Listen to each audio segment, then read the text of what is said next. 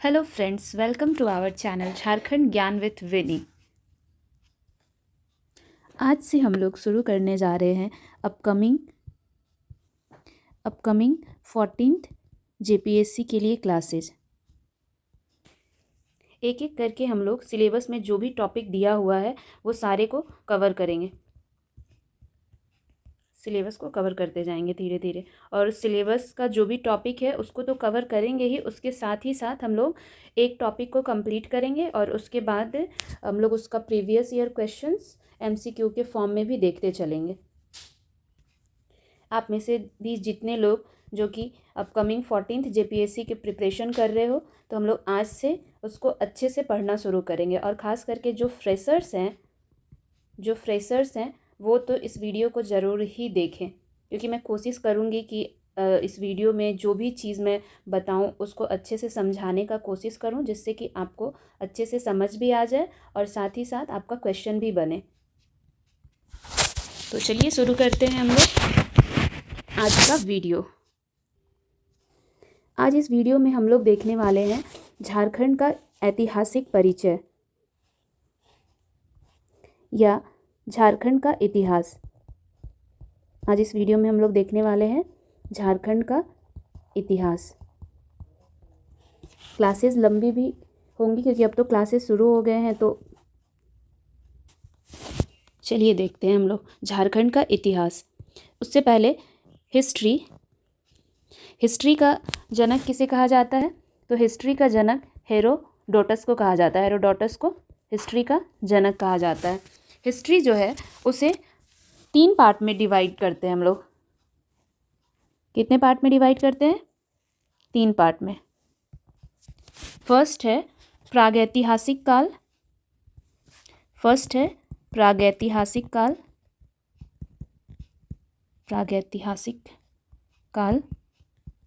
Second है आद्य ऐतिहासिक, एंड थर्ड है ऐतिहासिक।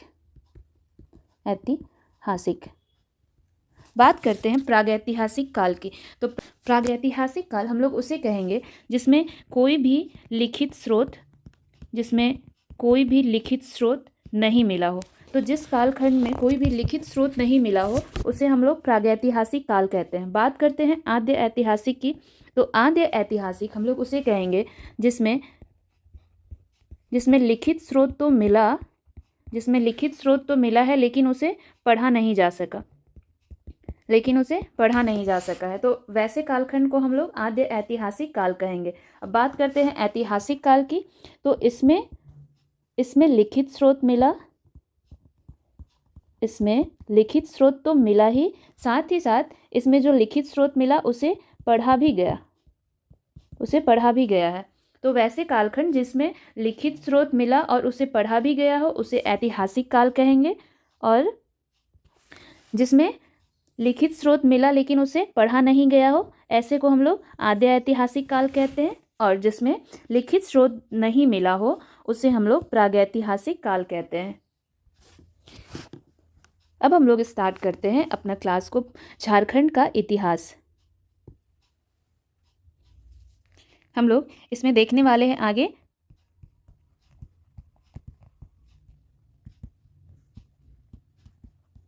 झारखंड का इतिहास। अब इसमें बात करते हैं हम लोग प्रागैतिहासिक काल की।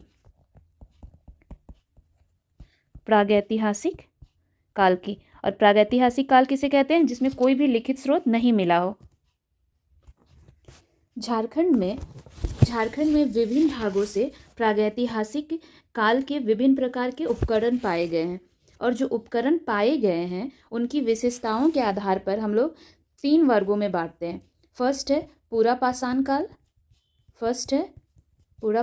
काल, सेकंड मध्य पाषाण काल, एंड थर्ड नवपाषाण काल। इस 3 भाग में हम लोग प्रागैतिहासिक काल को बांटते हैं। किसकी विशेषताओं पर? कि जैसे जो उपकरण मिले हैं उनकी विशेषताओं के आधार पर हम लोग 3 भाग में बांटते हैं। तो अब आइए देखते हैं डिटेल में पूरा पाषाण काल, मध्य पाषाण काल और नव पाषाण काल को कि कहाँ से क्या क्या उपकरण मिले हैं और कितने उपकरण मिले हैं। सबसे पहले हम लोग देखते हैं पूरा पाषाण काल। पूरा पाषाण काल के अवशेष झारखंड में कहाँ कहाँ से मिले हैं वे देखते हैं।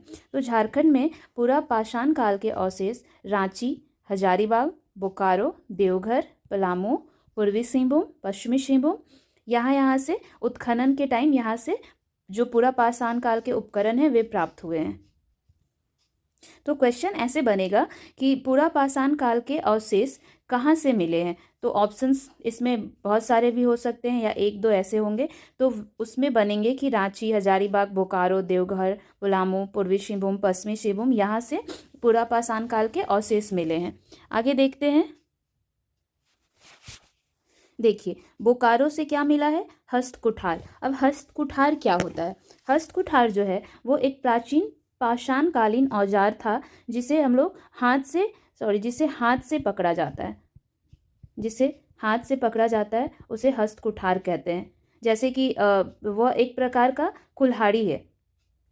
किसके जैसा है वो? एक प्रकार का कुल्हाड़ी के जैसा है, उसे हम लोग हस्त कुठार कहते हैं। तो हस्त कुठार कहाँ से मिला? हस्त कुठार जो है वो बोकारो से मिला है। क्वेश्चन बनेगा ऐसा कि हस्त कुठार झारखंड के किस जिले से प्राप्त हुआ? तो बोकारो से प्राप्त हुआ है। अब देखिए झरिया जो कि धनबाद में है, वहां से पत्थर की कुल्हाड़ी प्लस माला, ये दोनों मिले हैं। आगे हजारीबाग से हस्त कुठार प्लस खुरचनी। हस्त कुठार तो हम लोगों ने देखा कि वो एक तरह का कुल्हाड़ी है जिसे हाथ से पकड़ा जाता था। और खुरचनी की बात करते हैं। खुरचनी भी एक प्रकार का औजार है जिससे कि जैसे किसी सतह पे कोई चीज़ चिपक गई हो, उसे खुरच कर जैसे निकालते हैं, उसको हम लोग खुरचनी बोलते हैं। आगे देखते हैं इसको, जो कि हजारीबाग में है। यहाँ से भूल भुलैया की आकृति, गुफा, अंतरिक्ष जहाज, नक्षत्र इत्यादि जैसे अवशेष मिले हैं यहाँ से। आगे बढ़ते हैं मध्य पाषाण काल। अब बात करते हैं मध्य पाषाण काल की। तो जो मध्य पाषाण काल के अवशेष हैं वे कहाँ कहाँ से मिले हैं? वे मिले हैं आपके रांची, धनबाद, हजारीबाग, दुमका, पलामू, पूर्वी सिंहभूम, पश्चिमी सिंहभूम, यहाँ से मिले हैं। जो झारखंड में मध्य पाषाण का जो काल है वो रहा 9000 ईसा पूर्व से 4000 ईसा पूर्व के मध्य में। तो ये क्वेश्चन बन सकता है कि झारखंड में मध्य पाषाण काल का जो टाइम था वो कितना था? तो 9000 ईसा पूर्व से 4000 ईसा पूर्व के मध्य था। ये देखिए गढ़वा जिले के भवनाथपुर कहाँ पर है? गढ़वा जिला में है। तो भवनाथपुर, झरवार, हाथीगाय, बालूगढ़ी, नागगढ़ में कराए गए उत्खनन से यहाँ से उत्खनन के टाइम बहुत सारे पाषाण उपकरण प्राप्त हुए हैं। आगे है नवपाषाण काल। झारखंड में नवपाषाण काल का टाइमिंग क्या था? 3000 ईसा पूर्व से 15000 ईसा पूर्व तक माना जाता है। नेक्स्ट है नवपाषाण काल के अवशेष झारखंड के रांची, लोहरदगा, हजारीबाग, पलामू, पूर्वी सिंहभूम तथा पश्चिमी सिंहभूम से मिला है। इस काल में 12 हस्त कुठारों की खोज की गई थी। कितने? 12 हस्त कुठारों की खोज की। और किसने किया? तो एक पुरातत्ववेत्ता थे बोरमैन, उन्होंने 12 हस्त कुठारों की खोज की। कहाँ पर? छोटा नागपुर प्रदेश में। तो जब वे उत्खनन कर रहे थे तो उन्हें 12 हस्त कुठार मिले और इसका विवरण उन्होंने अपनी पुस्तक the neolithic pattern in the prehistory of India, इन्होंने इसका विवरण कहाँ पे किया, या जो इसका विवरण मिला वे मिला उनकी पुस्तक the neolithic pattern in the prehistory of India में। तो ये क्वेश्चन थोड़ा इम्पॉर्टेंट है कि 12 हस्त कुठारों की खोज किसने की? तो बोरमैन ने की। और कौन से काल में हुआ? तो ये हुआ आपका नवपाषाण काल में। किसमें हुआ ये? नवपाषाण काल में। और कहाँ पर? छोटा नागपुर प्रदेश में। अब देखिए आगे बढ़ते हैं। बानाघाट जो कि पूर्वी सिंहभूम का एक जगह है, पूर्वी सिंहभूम में एक जगह है, वहाँ से नवपाषाण काल के पत्थर एवं काले रंग का मृतभांड या पोटरी मिला है। क्या मिला है पूर्वी सिंहभूम के बानाघाट से? तो पत्थर एवं काले रंग का मृतभांड मिला है। मृतभांड मृदभांड हम लोग उसे बोलते हैं जो यह एक तरह का मिट्टी से बना हुआ बर्तन होता है, मिट्टी से बना हुआ बर्तन होता है मृदभांड। कुछ इस तरह का होता था मृदभांड। ये देखिए, यह मिट्टी का बना हुआ होता था। आगे बढ़ते हैं। चक्रधरपुर जो कि कहाँ पर है, पूर्वी सिंहभूम में। कहाँ पर है चक्रधरपुर, पूर्वी सिंहभूम में। और यहाँ से क्या मिला है, चाकनुमा धारदार पत्थर मिला है। कैसा है वो, चाकनुमा धारदार पत्थर मिला है। और कहाँ से मिला है, चक्रधरपुर से। आगे देखिए, आगे देखते हैं। बुरहादी, बुरजू, चाईबासा, ये सब कौन से जिले में है, ये सब पश्चिमी सिंहभूम में है। तो पश्चिमी सिंहभूम के बुरहादी, बुरजू, चाईबासा, यहाँ से क्या क्या मिले हैं, यहाँ से पत्थर के सेल्ट, कुदाल, छेनी, चाकू तथा पॉलिशदार छेनी मिले हैं।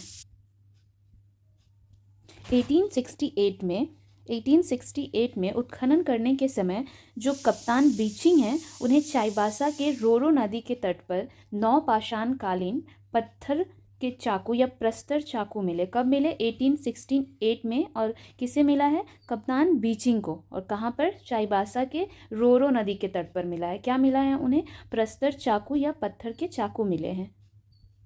आगे बढ़ते हैं। ये जो 9 पाषाण काल है ना, वो झारखंड में 2 चरण में है। फर्स्ट है 3000 ईसा पूर्व के आसपास और सेकंड है 15000 ईसा पूर्व में। तो इसके 2 चरण थे, प्रथम 3000 और सेकंड 15000 ईसा पूर्व में। ऐसा माना जाता है कि यही जो द्वितीय चरण है, मतलब 1500 ईसा पूर्व के आसपास ही जो मुंडा जनजाति अर्थात प्रोटो ऑस्ट्रेलॉइड प्रजाति का आगमन झारखंड में हुआ होगा, ऐसा माना जाता है। आगे बढ़ते हैं। ताम्रपाषाण काल, also known as the Chalcolithic age। क्या है, Chalcolithic age, Chalcolithic age। ताम्रपाषाण काल, जिसे ताम्रपाषाण युग भी कहा जाता है, ताम्रपाषाण, एक सेकेंड, ताम्रपाषाण युग भी कहा जाता है। इस काल में मानव ने पत्थर के औजारों के साथ साथ तांबे का भी उपयोग शुरू कर दिया था। किसका उपयोग शुरू किया, तांबे का भी उपयोग शुरू कर दिया था। देखते हैं ताम्रपाषाण काल के बारे में। झारखंड में ताम्रपाषाण काल का केंद्र बिंदु सिंहभूम है। इसमें जो जनजाति है जो कि तांबे को गलाकर उपकरण बनाती है, वे जनजाति हैं असुर, बिरजिया, बिरहोर या महली। ये इम्पॉर्टेंट है कि ऐसे क्वेश्चन बन सकता है कि तांबे को गलाकर उपकरण बनाने वाली जनजाति कौन कौन सी हैं, तो आपको याद रखना है असुर, बिरजिया, बिरहोर और महली। तांबे के 49 खानों के अवशेष मिले हैं। कहाँ से मिले थे, तो ये मिला है बाहर गंडा जो कि हजारीबाग में है। तो हजारीबाग के बाहर गंडा से तांबे के 49 खानों के अवशेष मिले हैं। आगे देखिए, खूंटी के दरगमा से, कहाँ से, खूंटी के दरगामा से क्या मिला है, ताम्रपाषाण कालीन गांव के साक्ष्य मिले हैं। क्या मिले हैं, ताम्रपाषाण कालीन गांव के साक्ष्य मिले हैं। खूंटी के मुरुद से, खूंटी में एक जगह है मुरुद, वहाँ से क्या मिला है, वहाँ से तांबे के सिकड़ी जिसे हम लोग चैन भी बोलते हैं, उसके साक्ष्य मिले हैं। जो चैन पहनते हैं हम लोग गले में, उसे हम लोग पहले सिकड़ी भी बोलते थे। तो वहाँ से जो है तांबे के सिकड़ी यानी कि चैन के साक्ष्य मिले हैं। कहाँ से, खूंटी के मुरुद से।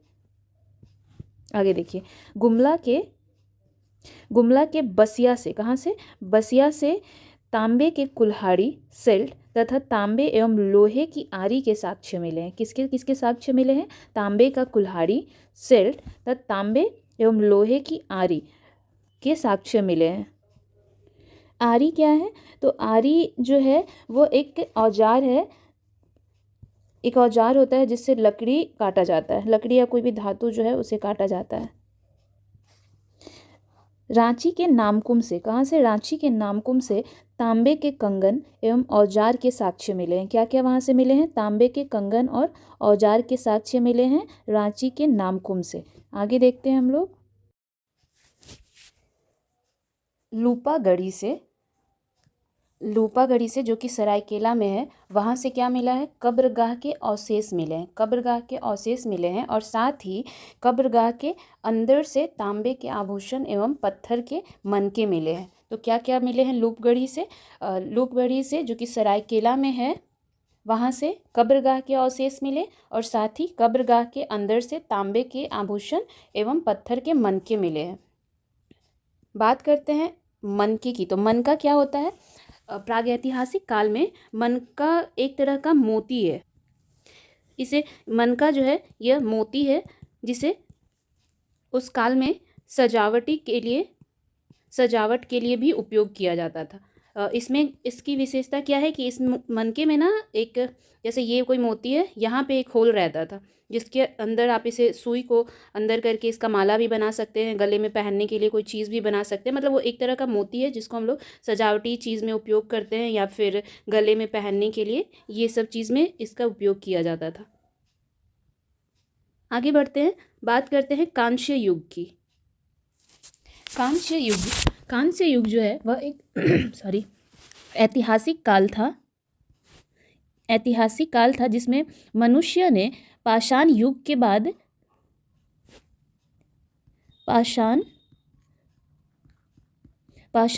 के बाद और लौह युग से पहले मानव ने तांबे और टीन के मिश्रण से बनी कांस्य धातु का उपयोग शुरू किया गया था। मतलब कांस्य युग में कांस्य धातु का उपयोग होना शुरू हो चुका था। कांस्य धातु का छोटा नागपुर क्षेत्र में कांस्य युग के जो प्रारंभकर्ता हैं वे हैं असुर जनजाति और बिरजिया जनजाति को माना जाता है। छोटा नागपुर क्षेत्र में कांस्य युग के प्रारंभकर्ता किसे माना जाता है? तो असुर जनजाति और बिरजिया जनजाति के लोगों को छोटा नागपुर के क्षेत्र में कांस्य युग का प्रारंभकर्ता माना जाता है।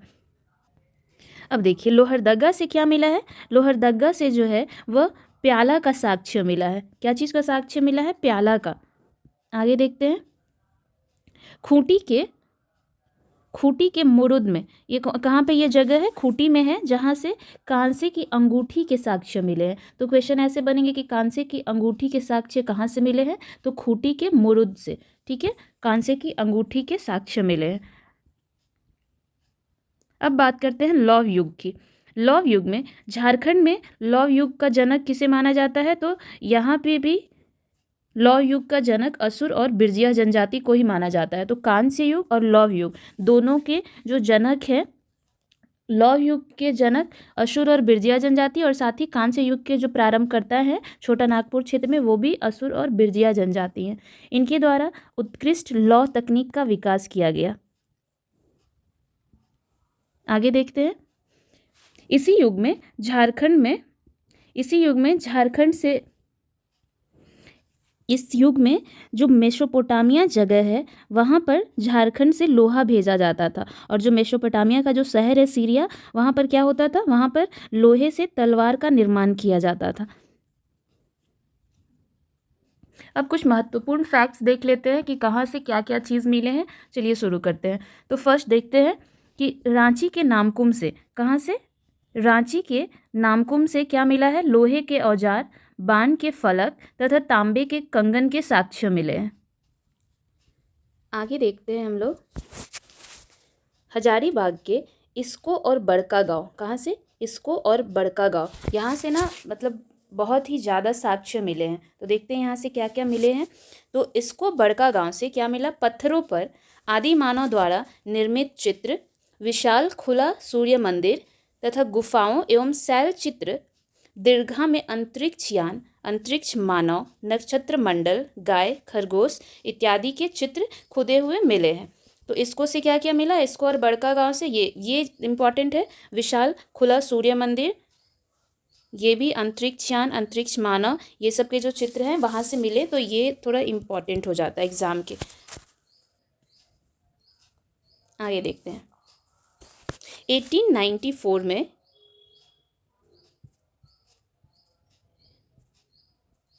1894 में उत्खनन के समय जो हजारीबाग का दूधपानी नामक स्थल है वहाँ से 8वीं शताब्दी के अभिलेख मिले हैं। तो दूधपानी से क्या मिला है? 8वीं शताब्दी के अभिलेख मिले हैं। और ये दूधपानी कहाँ पे है? हजारीबाग में है। देखिए, हजारीबाग के सरैया से, कहाँ से? हजारीबाग के सरैया से रहम तथा देहोंगी नामक स्थान से पाषाणकालीन पत्थर के उपकरण तथा पत्थर के कुल्हाड़ी एवं भाला के साक्ष्य मिले हैं। क्या क्या मिले हैं? देहांगी से, देहांगी, सरैया, रहम से पाषाणकालीन पत्थर के उपकरण, पत्थर के कुल्हाड़ी एवं भाला मिला है, भाला के साक्ष्य मिले हैं। आगे देखिए, हजारीबाग के दुमदुमा से, कहाँ से? दुमदुमा से पाषाणकालीन मूर्तियाँ तथा शिवलिंग के साक्ष्य मिले हैं। यहाँ से क्या क्या मिले? पाषाणकालीन मूर्तियाँ और शिवलिंग के साक्ष्य मिले। कहाँ से? दुमदुमा से, जो कि हजारीबाग में है। आगे बढ़ते हैं। नेक्स्ट है हजारीबाग में जो सीतागढ़ पहाड़ है वहाँ से क्या क्या मिला है वो देखते हैं। हजारीबाग के सीतागढ़ पहाड़ से बुद्ध की 4 आकृतियों युक्त स्तूप तथा काले भूरे बलुआ पत्थर की सुंदर स्त्री की खंडित प्रतिमा मिली है। प्रतिमा का जो वहाँ पे साक्ष्य मिला, और यह किसके द्वारा उल्लेखित है? तो जो चीनी यात्री फाहियान हैं ये उनके द्वारा मिला हुआ है। ये जो चीनी यात्री फाहियान है ये किसके शासनकाल में भारत आया था, आप बता सकते हैं? तो ये जो चीनी यात्री है यह चंद्रगुप्त द्वितीय के शासनकाल में भारत आया था। किसके शासनकाल में? चंद्रगुप्त द्वितीय के शासनकाल में भारत आया था। और इसका मुख्य उद्देश्य यही था कि बौद्ध धर्म ग्रंथों की प्रमाणिक प्रतियों को इकट्ठा करना और भारत में बौद्ध धर्म की स्थिति का अध्ययन करना था। किसका? बौद्ध धर्म के। तो ये किसके शासनकाल में भारत आया? चंद्रगुप्त द्वितीय के शासनकाल में आया था। हजारीबाग से गुलाबी बलुआ पत्थर पर अष्टदलीय कमल का साक्ष्य मिला। तो ये भी इम्पोर्टेंट ही है कि गुलाबी बलुआ पत्थर पर अष्टदलीय का मतलब है 8 पंखुड़ी वाले कमल का साक्ष्य मिला है। तो क्या क्वेश्चन ऐसे बन सकता है कि गुलाबी बलुआ पत्थर पर जो कि हजारीबाग में है वहाँ से किस चीज़ के साक्ष्य मिले हैं? तो अष्टदलीय कमल का साक्ष्य मिला है। देखिए आगे, ये जो पांडु नामक स्थान है जो कि कहाँ पर है? पलामू में है। तो पलामू के पांडु नामक स्थान से मिट्टी के कलश, ईंट का दीवार, तांबे के औजार तथा 4 पाए वाली पत्थर की चौकी का साक्ष्य मिला। हाँ, तो ये देखिए इंपॉर्टेंट है कि 4 पाए वाली पत्थर की चौकी का साक्ष्य कहाँ से मिला है? तो पलामू के पांडु नामक स्थान से मिला है, जिसे अभी जो है वो पटना संग्रहालय में सुरक्षित रखा गया है। कहाँ पर है वो? पटना संग्रहालय में। आगे देखते हैं। और पलामू से ही ये भी इम्पॉर्टेंट है कि पलामू से तीनों पाषाण कालों के औजारों के साक्ष्य मिले हैं।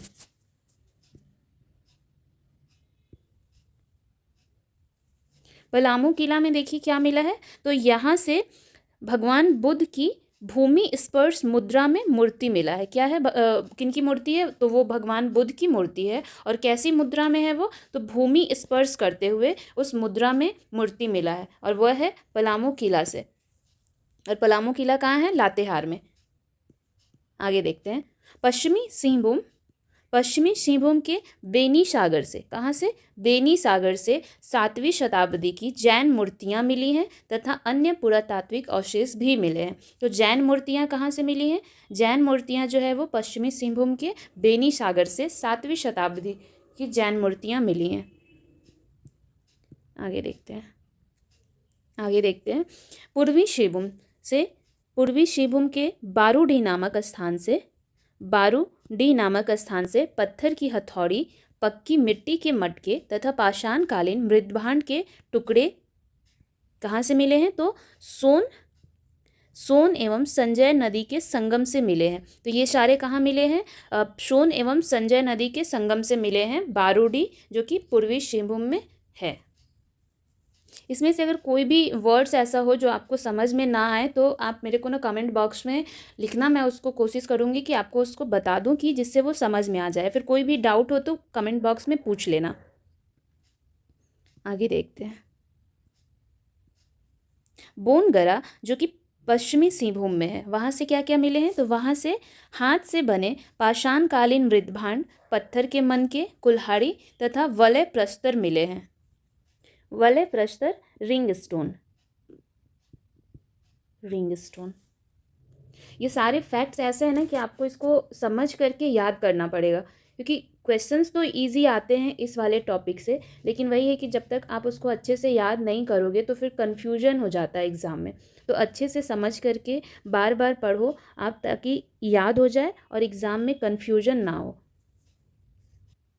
और साथ ही वीडियो को शेयर भी कर दिया करो आप लोग, जिससे कि और भी जो फ्रेशर्स हों उन तक ये वीडियो पहुंच जाए। आगे बढ़ते हैं। बानाघाट जो कि पश्चिमी सिंहभूम में है, वहाँ से क्या मिला है? वहाँ से 9 पाषाणकालीन पत्थर तथा काले रंग का मृदभांड मिला है। क्या मिला है यहाँ से? 9 पाषाणकालीन पत्थर और काले रंग का मृदभांड। आगे देखते हैं।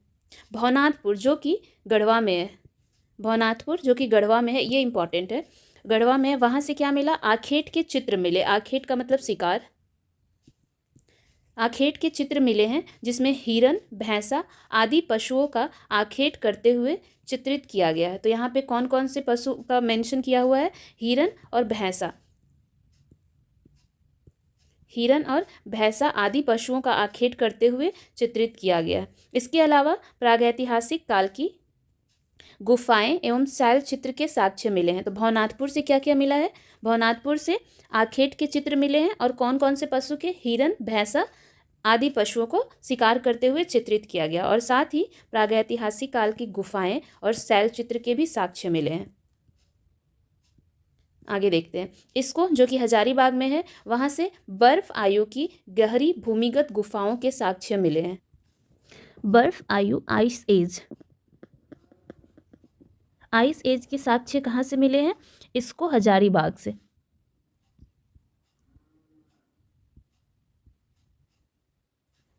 छोटा नागपुर के पठारी क्षेत्र से आदि मानव के निवास संबंधी साक्ष्य मिले हैं। क्या मिले हैं यहाँ से? जो आदि मानव रहते थे ना वहाँ पे, तो उनके रहने के संबंधी साक्ष्य मिले हैं छोटा नागपुर के पठारी क्षेत्र से।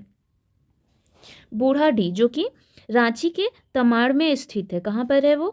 रांची के तमाड़ में बूढ़ाडीह है, जहाँ से क्या मिले हैं? प्रस्तर का कुल्हाड़ी मिला है। प्रस्तर मतलब पत्थर का कुल्हाड़ी मिला है। क्या मिला है यहाँ से? पत्थर के कुल्हाड़ी के साक्ष्य मिले हैं बूढ़ाडीह से। ये जो कंटेंट है ना, आप उसकी चिंता मत करना, क्योंकि मेरे कंटेंट्स जो हैं, मैं जिनसे झारखंड पढ़ना शुरू की, मैं जिनसे झारखंड सीखी हूँ, वो उनका ये नोट्स है, और साथ ही मनीष रंजन सर की जो बुक है उनसे, ये दोनों का मिक्स नोट है। तो आप कंटेंट की तो बिल्कुल टेंशन मत करना, आप इसको पढ़ो, अच्छे से पढ़ो और याद करो, तो एग्ज़ाम में क्वेश्चन बन जाएंगे। आप प्रीवियस ईयर क्वेश्चन लगा करके देखना, वो बनेंगे। देखिए, जब सिंधु घाटी में कांस्यकालीन संस्कृति का विकास हो रहा था, तो उसी समय झारखंड में नवपाषाण संस्कृति भी विकसित हुई थी। बुरहादी गांव से, जो कि वही पश्चिमी सिंहभूम में है, तो 1870 में एक पुरातत्ववेत्ता हैं बॉल नाम के, उन्हें क्या मिला था? पत्थर का सेल्ट मिला था। वहां से क्या मिला? पत्थर का सेल्ट। आगे देखते हैं। बुरजू जो कि रांची में है, रांची में बुरजू से एस.सी. रॉय, शरद चंद्र रॉय जी को स्लेटी पत्थर के पॉलिश की हुई छेनी मिली थी। क्या मिली थी? पॉलिश की हुई छेनी बुरजू से मिला है। 1868 में कप्तान बीचिंग को चाईबासा के निकट रोरो नदी के तट पर नवपाषाण युग के उपकरण मिले थे, जिनमें प्रस्तर चाकुओं की प्रधानता थी।